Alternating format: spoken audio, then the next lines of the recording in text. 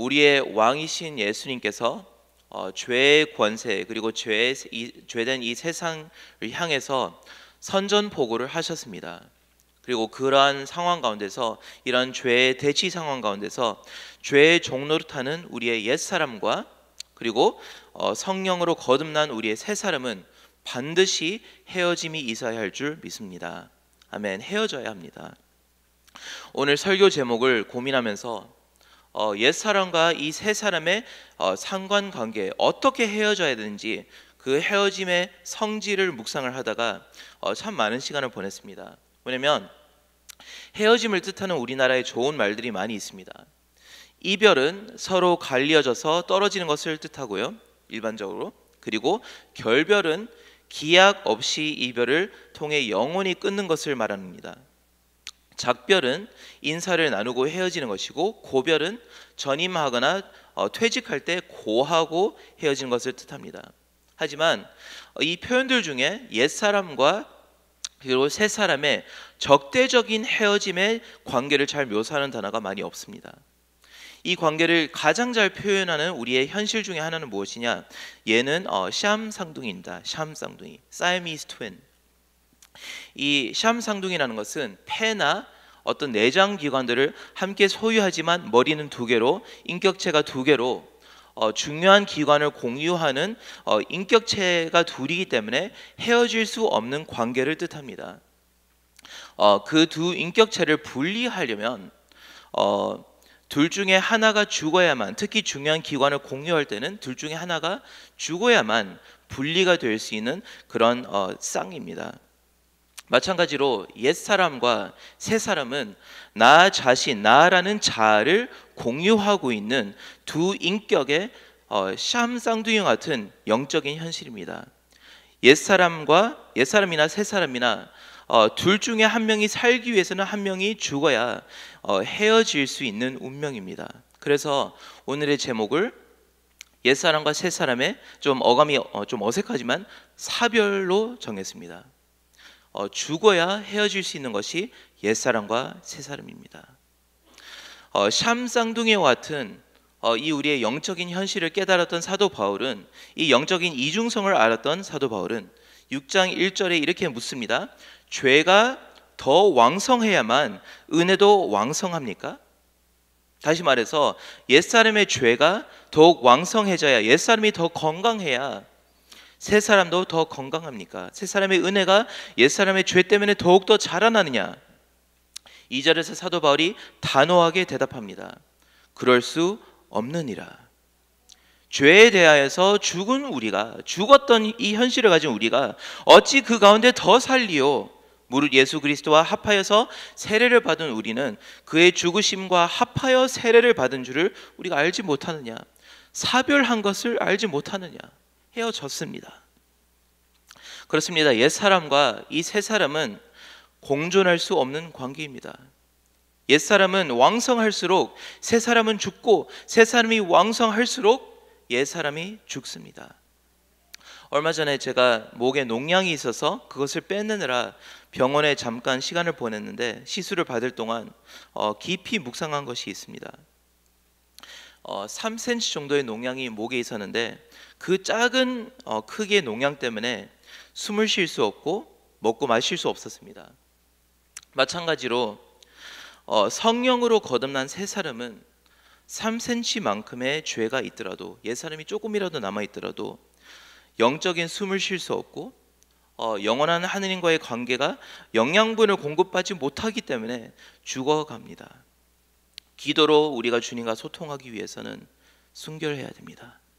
깨끗해야 됩니다. 그리고 우리의 죄와 늘 싸워야만 우리의 영적인 호흡이 가능하고 살아날 수 있습니다.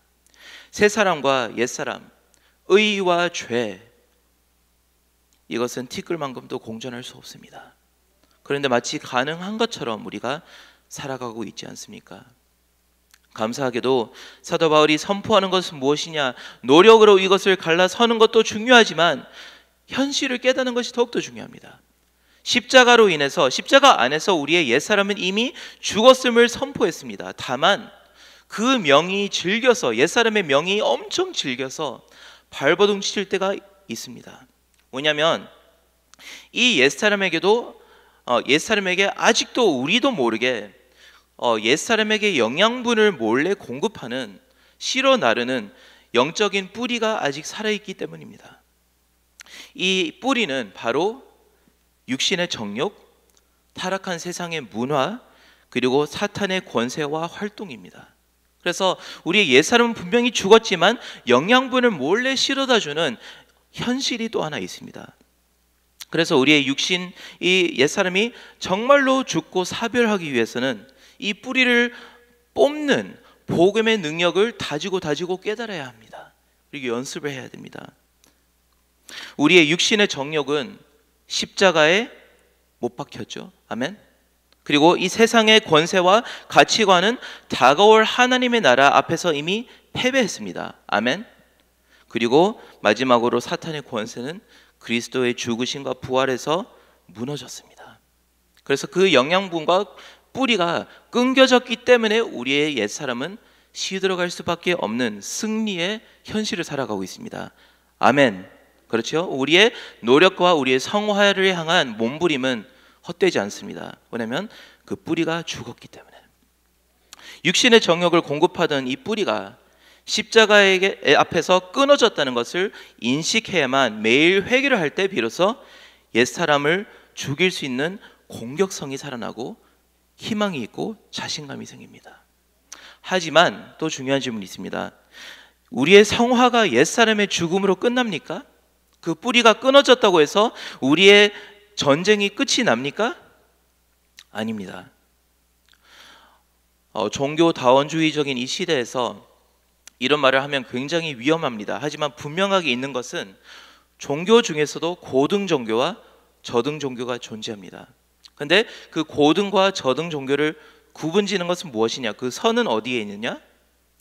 자기 부인의 개념이 있느냐 없느냐에 따라서 나뉘어집니다. 하지만 더 나아가서 생각해 보면 자기 부인을 가진 불교가 예를 들어서 있다고 하더라도 부인한 후에 어떻게 살죠? 분명히 무엇인가가 채웁니다. 사람의 마음은 비어 있을 수 없습니다. 예배를 해야만, 어떤 더 큰 현실에 우리가 연결되어 있어야만 살 수 있는 것이 사람의 마음이고, 빈 상태로 절대로 살아갈 수 없습니다. 더 큰 것을 사모해야 살아갑니다.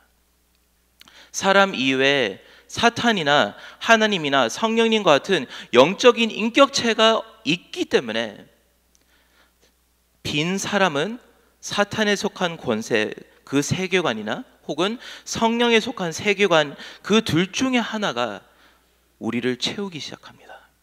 그래서 자기 부인의 개념이 있는 종교 중에 유일하게 우리가 믿는 신앙은, 우리 기독교는 성령의 내주하심, 예수님과 동행하심, 그리고 하나님의 채워주심이라는 이 해답이 있어야만 우리의 인격의 문제가 해결될 수 있습니다.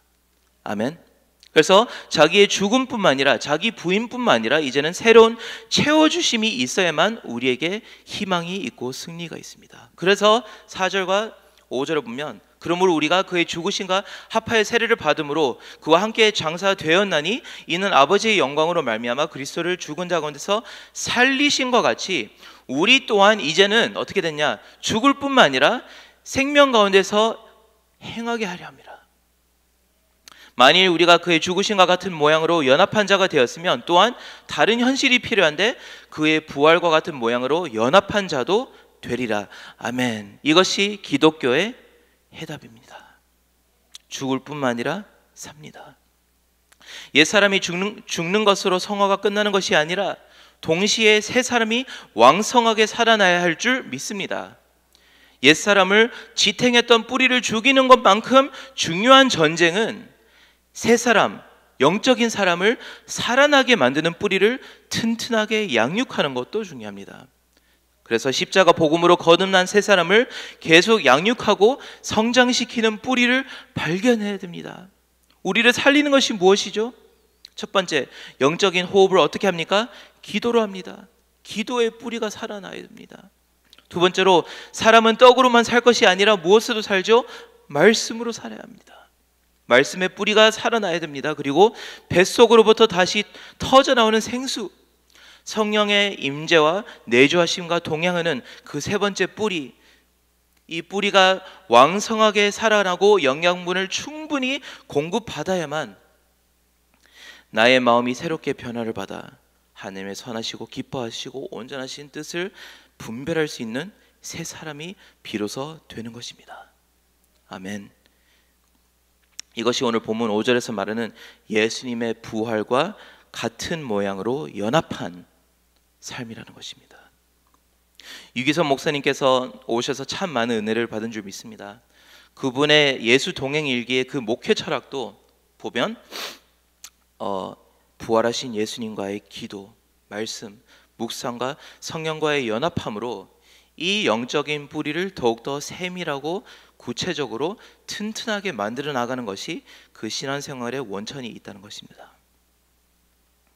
옛사람의 뿌리를 죽이는 것만으로 부족합니다. 자기를 비우는 것만으로 부족합니다. 내가 욕심이 없어지는 것만큼 고통을 없애는 것으로 우리의 여정이 끝나는 것이 아니라 이제는 주님의 채워주심을 경험해야 됩니다.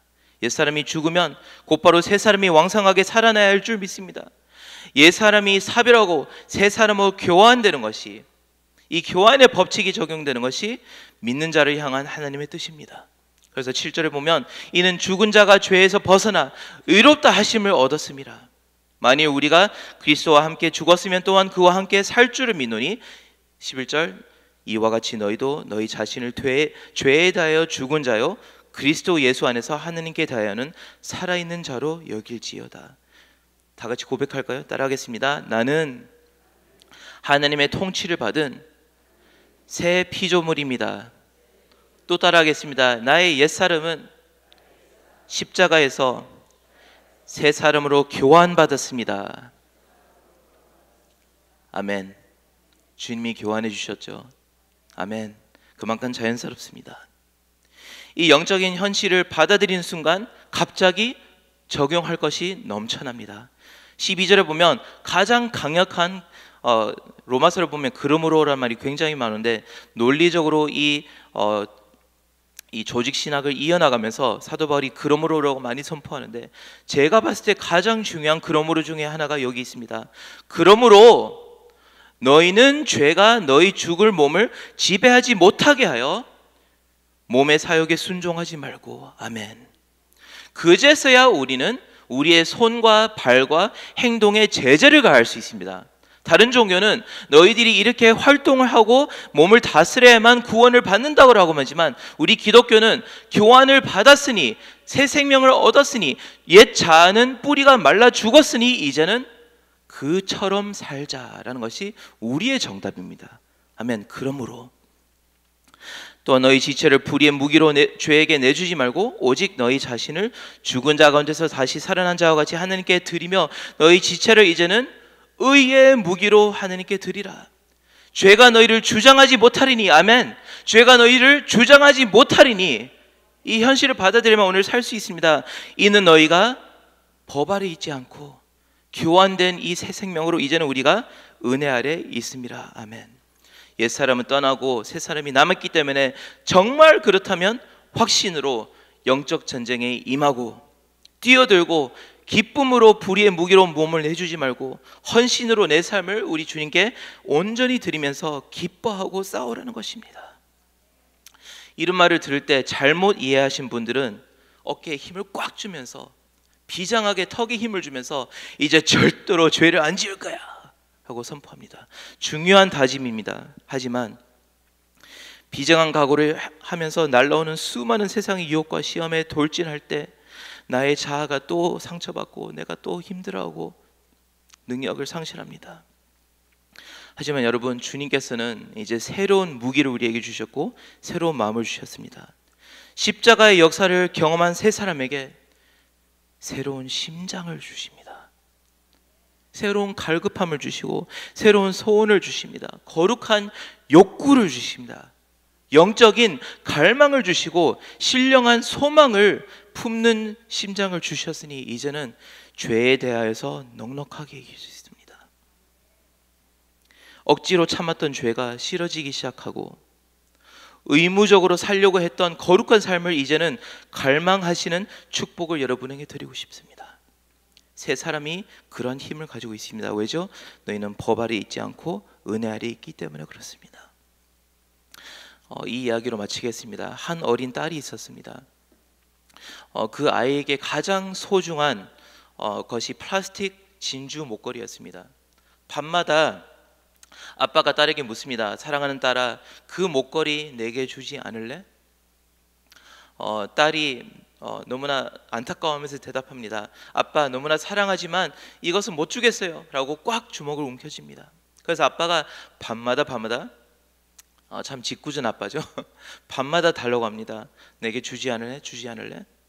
어느 날 딸이 눈물을 흘리면서 얘기합니다. 아빠, 나를 너무나 사랑하기 때문에, 좋은 아빠이기 때문에 주겠습니다 하고 손을 폈을 때 아빠가 그 플라스틱 목걸이를 가져가고 비싼 진주 목걸이를 주었습니다.